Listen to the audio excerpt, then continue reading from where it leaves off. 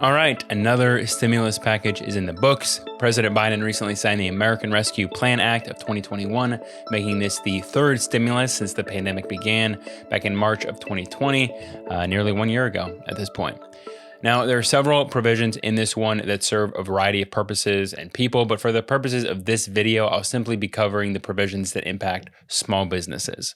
So number one, there has been $7.25 billion in additional funding for the Paycheck Protection Program. The bill also expanded further on who qualifies for that program, specifically increasing the eligibility for certain 501c organizations and internet publishing companies.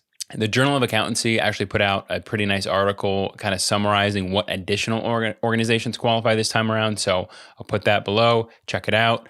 If you still have not received a PPP loan or you are looking for a second draw loan, you can go to the SBA website and get matched with a local lender to submit your application. Number two, $15 billion has been allocated to targeted economic injury disaster loan advance grants. So funding under this program is limited to $10,000.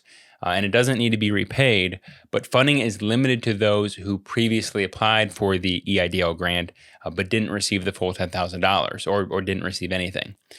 A further exclusion is that in order to receive the grant under the targeted EIDL advance, your business has to be located in a low-income community. This is defined as an area with a poverty rate in excess of 20% or an area where the median household income falls below 80% of your state's median household income. And then finally, you have to demonstrate a 30% loss of income due to the COVID pandemic. So this applies primarily to small businesses in low-income communities. And since it's limited to those who already previously applied but didn't get it, the SBA should contact you if you qualify. Number three, $25 billion has been allocated for grants to restaurants, bars, and other eligible providers of food and drink. It's no secret that restaurants, bars, and pretty much all food and drink providers have been hit pretty hard. So this latest stimulus introduces the Restaurant Revitalization Fund, which will provide grants to businesses in the food and drink industry. For each qualifying business, they will be eligible up to the amount of revenue lost during the pandemic, which is calculated by subtracting 2020 revenue from 2019 revenue. Similar to a lot of the other funding programs in these stimulus packages, it'll be administered by the SBA, and they should have a dedicated place on their website for this soon, but they don't at the time I'm recording this at least. It's also worth noting that during the first 21 days that the application for this is open, priority will be given to businesses owned by women, veterans, and economically disadvantaged individuals. And this will apply to restaurants, food stands, food trucks, even food carts, bars, pubs, etc. So keep an eye on the SBA website for further details on how to apply for this. Number four, $1.25 billion will be allocated to the Shuttered Venue Operator Grant Program. This program targets another industry that has been hit pretty hard financially by the pandemic, entertainment venues. More specifically, this program is targeting smaller live venues, performing arts centers, movie theaters, museums, etc.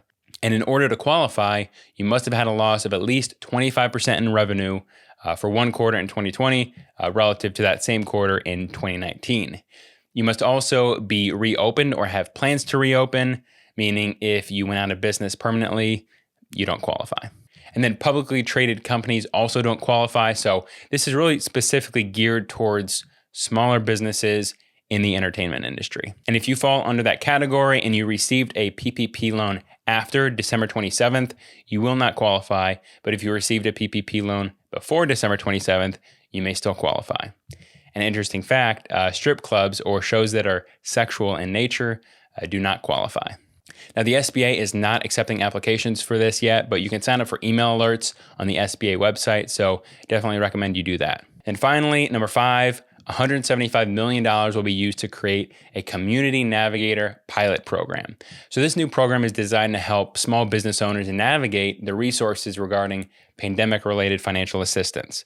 With all these different programs, it's confusing as to who qualifies for how much, how do they overlap. So the SBA is going to develop a program to help businesses navigate this. This may include the establishment of a call center, website enhancements, and ongoing education at the community level.